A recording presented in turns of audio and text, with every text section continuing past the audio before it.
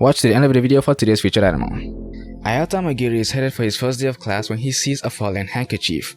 He looks up and finds the open window where the handkerchief fell from and jumps up to it, only to find Yulis in the act of wearing her school uniform. Humiliated, she tells him to turn around while she finishes dressing up. He apologizes and returns her handkerchief. She offers her sincere gratitude, then immediately attacks him for seeing her in such an undignified state. He avoids the attack, refusing to listen to any reason. Yulis challenges Ayato to a duel. He tries to call off the duel as he doesn't even have a weapon, but from the crowd someone throws one for him. Having no other excuses, Ayato accepts the duel. Charging at him with waves of flames after flames, Ayato struggles to defend himself from her overwhelming firepower.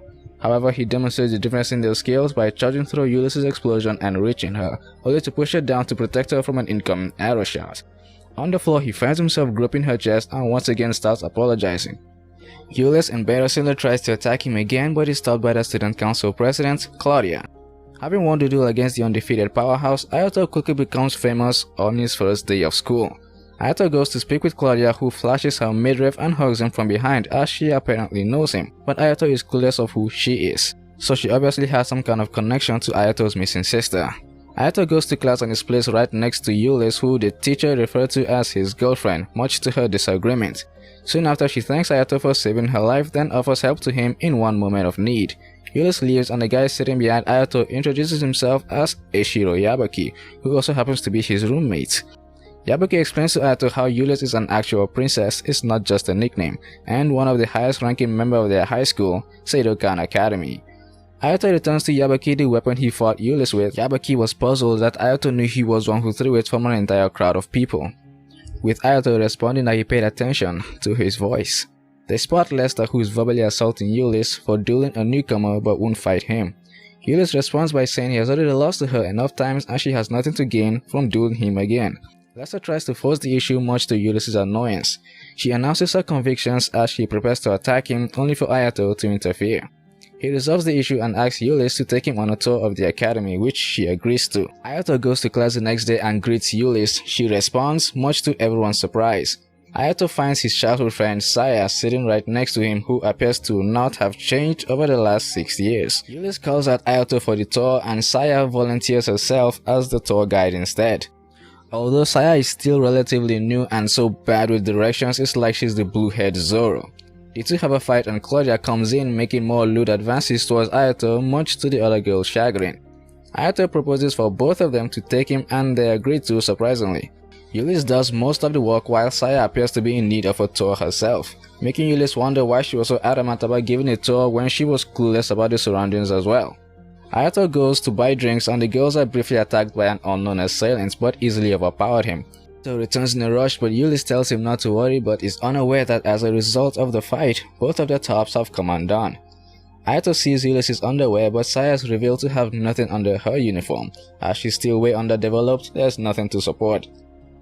Ayato goes to claim a weapon previously used by his sister, the server Resta, but Lester beat him to it and yet finds himself unable to match it. He didn't even come close.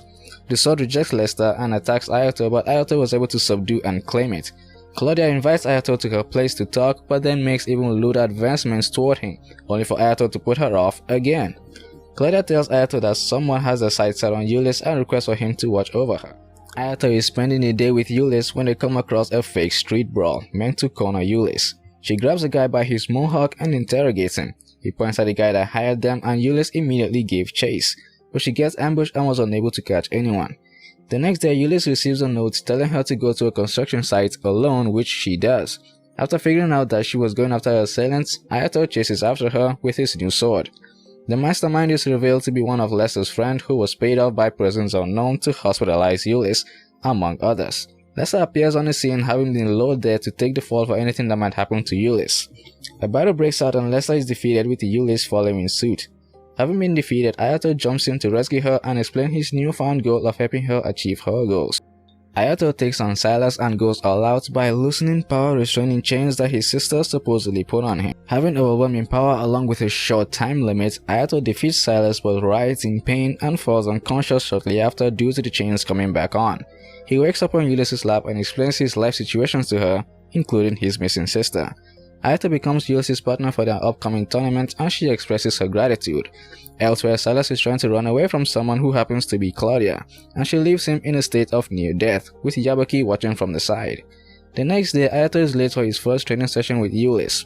In his rush, he bumps into the #1 Seidokan Academy duelist, a white-haired middle schooler who, despite her age, is already fully developed.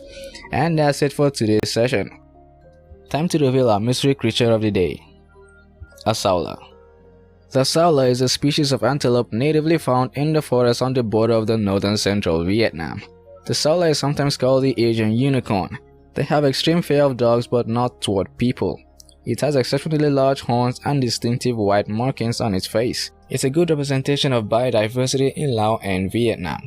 The Saula has 2 parallel horns that can grow to be 50 centimeters long and have pointed edges. It's one of the world's largest, rarest mammals. Currently, there are no more than 750 on the entire planet and they could likely go extinct by 2027. If you stuck to the end of this video, you're awesome. Be sure to subscribe for more content like this. And I'll catch you later.